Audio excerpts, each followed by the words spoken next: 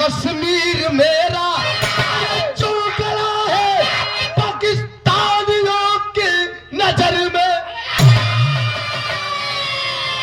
अरे हम बंधे हैं शिकंजों में कानून के, कर मिले छूट तो मारेंगे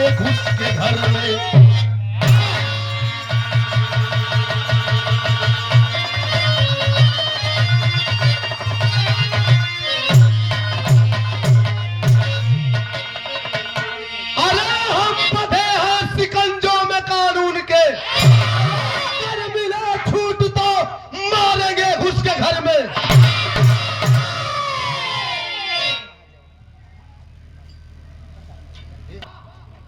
हमारे देश के जवान इशारा करते हैं कि हम मजबूर हैं अपने देश के बनाए हुए कानून को लेकर के, वरना 24 घंटे नहीं लगते इस पाक को खाक में मिलाने में। बिरहा में एक लाइन मास्टर गजल का अंदाज है तनी बड़ी।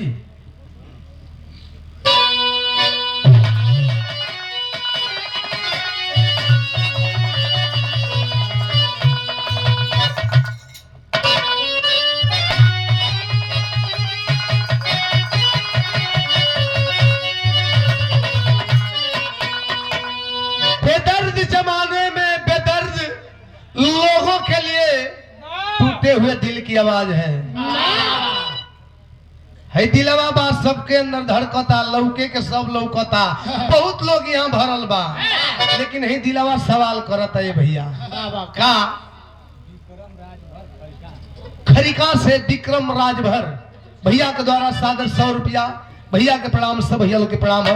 दिल कहता का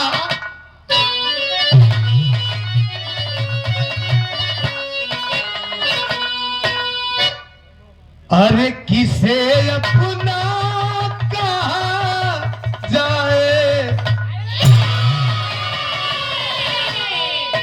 किसे अपना कहा जाए, सभी दिल छोड़ जाते।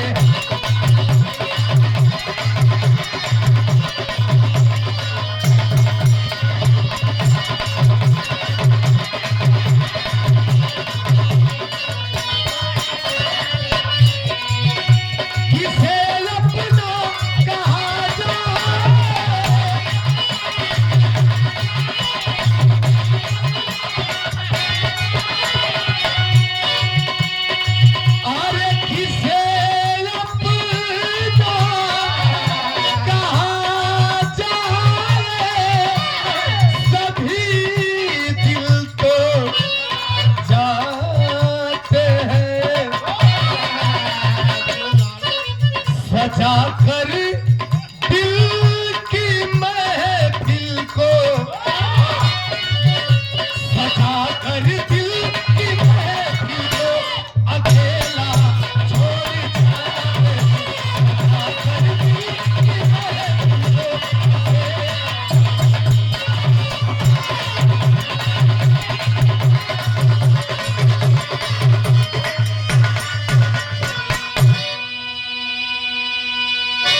बुल्लू गुरु पंडित परशुराम यादव श्री विजयलाल के ढोलक वादक पार्वती पीजी कॉलेज दोहरी घाट के बड़े बाबू सुरेंद्र भारती आदरणीय हमारे गार्जियन महोदय के द्वारा सुंदर माला और सादर 200 रुपया पुरस्कार चरणों में कोट से नमन, सब भैया लोग के प्रणाम है, आशीर्वाद दे सब।